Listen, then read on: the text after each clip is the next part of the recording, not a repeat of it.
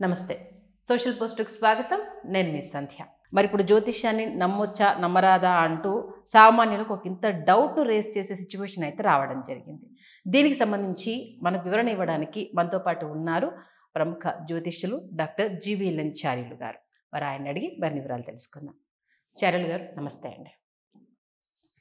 మీరు తెలంగాణ రాజకీయాలకు సంబంధించి చాలా ఘంటాపథంగా సవాల్ చేశారు కాబట్టి ఆయన ఇంకోటి ఏంటంటే నేనైతే ఫోన్ చేయలేదు, ఆయనే స్వయంగా కాల్ చేశారు, ఖచ్చితంగా నేను వివరణ ఇస్తాను అంటూ కూడా జీవీఎల్ఎన్ చార్యులు గారే కాల్ చేసి, ఎందుకంటే మనం ప్రజల ముందు ఒకటి పెట్టాము కాబట్టి ఖచ్చితంగా అది ఎక్కడ తప్పయింది, అలాగే దానికి సంబంధించి నేను గతంలో చేసిన సవాల్కి సిద్ధపడే ఉన్నాను అంటూ కూడా ఆయనే స్వయంగా రావడం జరిగింది. మా సోషల్ పోస్ట్ వీక్షకులకు, అలాగే గతంలో ఈ వీడియోని ట్రోల్ చేసిన వాళ్ళకి, కామెంట్స్ పెట్టిన వాళ్ళకి అందరికీ ప్రతి ఒక్కరికి చెప్పడం జరుగుతుంది, మేము ఆయనను పిలవలేదు, ఆయనే స్వయంగా వచ్చి నేను ఖచ్చితంగా వివరణ ఇవ్వాలండి, ఇచ్చే టైం ఇది, ఇవ్వకపోతే అది శాస్త్రానికి ఆపాదించే పరిస్థితులు వస్తాయి కాబట్టి శాస్త్రాన్ని తప్పుబడితే ఊరుకోను అనేసి ఆయన చెప్పడం జరిగింది. ఆయనే స్వయంగా ఇవాళ స్టూడియోకి రావడం జరిగింది.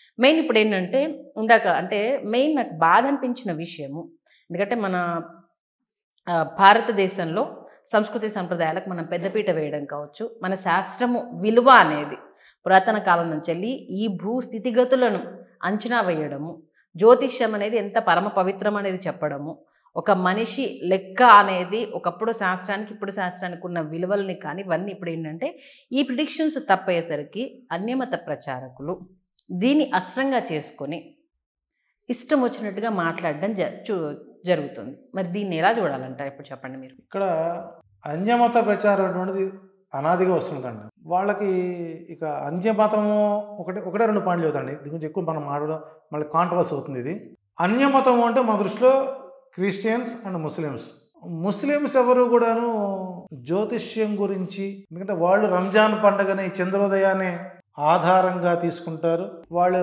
సూర్యోదయ చంద్రోదయాన్ని ప్రామాణికంగా తీసుకుని వాళ్ళు నమాజ్ చేస్తుంటారు. ఇంకా చెప్పాలంటే మన హిందువుల్లో పుట్టిన బ్రాహ్మడే రోజుకు 3 సార్లు సంధ్యావందనం చేస్తారో చేయరో తెలియదు, కానీ మహమ్మదీయులు 3 సార్లు నమాజు వాళ్ళు చేయడంలో వాళ్ళు సిద్ధహస్తులు, వాళ్ళు అభినందించాలి. ఇక క్రిస్టియన్స్ ఉన్నారు, ద ఒరిజినల్ క్రిస్టియన్ జన్మత వారి తాత ముత్తాతలందరూ కూడా అదే పరంపరలో అదే మత సాంప్రదాయాన్ని పాటించేటువంటి ఏ ఒక్కరూ కూడా మన సనాతన సాంప్రదాయాలకు విలువలిస్తారు. దాన్ని ఒప్పుకుంటారా మీరు? ఎవరు ఇలా చేసేవాళ్ళంటే అగ్రవర్ణాల్లో పుట్టి సంకర జాతులతో తిరిగి ఆర్థికంగాని పోగొట్టుకొని అందరినీ మోసం చేసి మాలో మార్పు వచ్చిందని చెప్పేసి మతాలు మార్చుకుంటారే, తల్లిదండ్రులని మార్చంత ఈజీగా మార్చేస్తారు, కట్టుకున్నటువంటి భార్యను మార్చినట్టుగా మార్చి పారేస్తారు, కన్న తల్లిని కూడా అవసరమైతే మతానికి మారుస్తారు. అలా మార్చేటువంటి వారు మాత్రమే మన హిందూ ధర్మశాస్త్రాలపై దాడులు చేస్తారండి. ఎందుకంటే ఎక్కడో ఒక గుడి చూశానండి, గుడిలోకి వెళ్ళా, ధ్వజస్తంభం గుడి శిఖరం బాగుంది, సహజంగా నాకు కనపడి గుడిలోకి వెళ్తా, వెళ్ళగానే అక్కడ పూర్తి చర్చ్, అది ఒక చర్చిని హిందూ దేవాలయం మాదిరి కట్టి ఒక ధ్వజస్తంభం పెట్టి అక్కడ శటారి తీర్థము ప్రసాదాలు ఇస్తూ యేసు గాయత్రి అని ఒక మంత్రం రాసి పెట్టారండి. ఇలాంటి అప్రాచ్య పనులు చేసేవాడే హిందూ మతంలో పుట్టి వారి స్వార్థాల కోసం పవిత్రమైన మతాల్లో చేరి ఆ మతాలకు కూడా కళంకం తెచ్చేటువంటి కళంక చేసేవాళ్ళందరూ కూడా మనపై బురదజల్లేట ప్రయత్నం చేస్తారు. కాబట్టి వాళ్ళు సమాజంలో పుట్ట తగిన వారు కాదు, వాళ్ళ సమాజంలో మనుషులుగా గుర్తించాల్సిన అవసరం లేదు. ఎందుకున్నాడు ఒక బ్రాహ్మడు శర్మ ప్లేస్లో అన్ని పెట్టుకుంటూ చివరికి శర్మాన్ని పెట్టుకున్నాడు. ఒక బ్రాహ్మడు మతం మారి ఆ మతం పేరు పడిన లాస్ట్ శర్మ, మళ్ళీ శర్మ ఎందుకు మళ్ళీ నీ కర్మకి మా కర్మకి? అట్లాగే కేఏ పాల్ చౌదరి, నీ హాన్ చౌదరి ఎందుకు మళ్ళీ ఇంకా పాలను పెట్టుకో కాదు అక్కడ. పోనీ కన్వర్టెడ్ అయినటువంటి వాళ్ళు ఎవరన్నా సరే ఒరిజినల్ క్రిస్టియన్ అమ్మని పెళ్లి చేసుకుంటున్నారా? నువ్వు మతం మారావు కదా, మతం పుచ్చుకున్నావు కదా, నీ హిందువులు వెంకటేశ్వరం సహకరించలేదు, ఈశ్వరుడు సహకరించలేదు, రాముడు సహకరించలేదు, మాకు ఈ గ్రహాలు జ్యోతిషులు సహకరించలేరు, అసలు మాకు ఇదేం వద్దని నువ్వు మతం మారి వేరే మతానికి వెళ్ళావు కదా. మరి నువ్వు ఆ మతం మారినప్పుడు నువ్వు ఆ మతంలో అమ్మాయిని పెళ్లి చేసుకోవాలి కదా. మళ్ళీ అక్కడ మేము సంబంధాలు కన్నడ వాళ్ళని చూస్తున్నామండి, ఏది ఆ కర్మే పట్టింది మళ్ళీ అంటే నువ్వు వెళ్ళిన మతాన్ని గౌరవించలేవు, ఆ సంప్రదాయాన్ని అవలంబించలేవు, నువ్వు వెళ్ళినటువంటి మతంలో నుంచి మళ్ళీ ఎదుటి మతం మీద దుమ్మెత్తి వేయడమా? నువ్వు మనిషివా, పశువువా, సక్రమంగా పుట్టావో అక్రమంగా పుట్టావో నిర్ణయించుకోవాలి. ఇలా బుర్ర జల్లే వాళ్ళకి వాళ్ళు మనల్ని విమర్శించడం మాత్రాన మన శాస్త్రం ఏమి అంటే మీరు కరెక్ట్గా చెప్పక మా మీద పడ్డం కరెక్ట్ అని వాళ్ళు అడిగితే ఎట్లాగండి? మీరు ప్రిడిక్షన్ రాంగ్ చెప్పారు, మాకు మీరే అస్త్రం ఇచ్చారు కాబట్టి మేము అన్నాము, మీరు కరెక్ట్ చెప్పుకుంటే మేమెందుకు అనేవాళ్ళం. నేను అందుకే అంటున్నా కదా, నీ మతంలోకి రా, తిరిగి నీ మతంలోకి రా, నీకేం కావాలి చేసి పెడతా. నువ్వు మా దైవాన్ని కాదని వెళ్ళావు కదా, నువ్వు మా దైవాన్ని సంబంధ అంశాల వాళ్ళు మా వాళ్ళు ఎవరు మాట్లాడరండి. పుట్టుకతో హిందువుగా పుట్టినవాడు ఎవడు జ్యోతిష్యాన్ని విమర్శించడు, ఒకటి. రెండోది, సాంకేతిక పరిజ్ఞానం పెరిగిన తర్వాత వ్యక్తులు వారు తిరిగే పరిస్థితులు వాతావరణం కొన్ని మార్పులు వస్తాయి. అంత మాత్రం అలా విమర్శించేవాడు అందరిని విమర్శిస్తూనే ఉంటాడు. ఆ విమర్శించేవాళ్ళు ఉండబట్టి కదా మాకు గుర్తింపు వచ్చేది. అందరూ దానం చేసేవాళ్ళేనండి. దేహి అనేవాడెవడు? అందరూ అన్నదానం చేసేవాళ్ళే. తినేవాడెవడు? కాబట్టి విమర్శించేవాడు ఉన్నప్పుడే వాస్తవాలు బయటకు వస్తాయి. అట్టగదా లేదని చర్చకి రమ్మనండి, ఇది ఒకటి ఫెయిల్ అయ్యింది, ఓకే, ఇంకో టాపిక్కి రమ్మనండి, ఇదే సోషల్ పోస్ట్ రమ్మని చెప్పాం కదా మనం.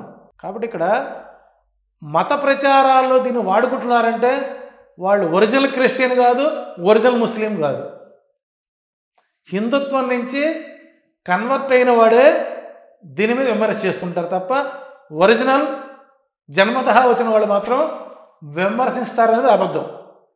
కన్వర్ట్ అయిన వాళ్ళు మాత్రమే దీన్ని ప్రచారస్త్రంగా తీసుకున్నారు. దాంతోపాటు కొంతమంది హార్మోనిస్టులు మొదలయ్యారు. వాళ్ళు హ్యూమనిస్టులు అనుకుంటారు, వాళ్ళు హార్మోనిస్టులు. వాళ్ళు ఉండాలి మనకు. ఎందుకంటే ఎదుటివాడిని డీమోరలైజ్ చేసి వాళ్ళు విమర్శిస్తూ దీని ఒక ఆయుధంగా తీసుకొని వాళ్ళ ప్రచారం చేసుకోవడానికి తీసేటువంటి వ్యక్తులను కూడా సమాజం హర్షించదు. ఉదాహరణ మనకు బోనాలు వచ్చాయి. ఆ బోనాలు వచ్చినప్పుడు ఏదో కొన్ని అమ్మవార్లు చెబుతుంటారు, వీళ్ళు అక్కడ పోయి మాట్లాడమనండి, నువ్వు చెప్పే తప్పనని తెరబడి కొడతారు. కాబట్టి స్టూడియోల్లో కూర్చొని బహిరంగ చర్చలు పెట్టేవాళ్ళని, ఒకప్పుడు ఈ జ్యోతిష్యులను పెట్టుకొని చాలా నడిపిన వాళ్ళని మనం ఏ కోణంలో కూడా ఆలోచించుకోవాలి. కాబట్టి మత విశ్వాసాలపై విశ్వాసం ఉన్నవాడు ఏ మతాన్ని విమర్శించడు. మత సాంప్రదాయం విమర్శిస్తున్నాడంటే వాడు కళంకవాది కాబట్టి, వాళ్ళ బతుకు బురదలడు కాబట్టి, ఆ చల్లినప్పుడు 4 రోజులు కడుక్కుంటాం, మళ్ళీ మనం చేసుకోవాలి తప్ప అంత మాత్రాన ఎవరు మత అస్త్రాలు పడుతున్నారంటే అది అబద్ధం. ఇప్పుడు యేసుక్రీస్తు పుట్టినటువంటి చరిత్రలో వాళ్ళది లేదా? బైబిల్లో కూడా జాతక ప్రస్తావన లేకుండా ఉన్నాయా? ఒక పాస్టర్తో నేను ఒక లైవ్ ప్రోగ్రాం చేసినప్పుడు నా మొబైల్ ఇస్తాను చూడండి, ఎంతమంది పాస్టర్లకు సపోర్ట్ చేశారు.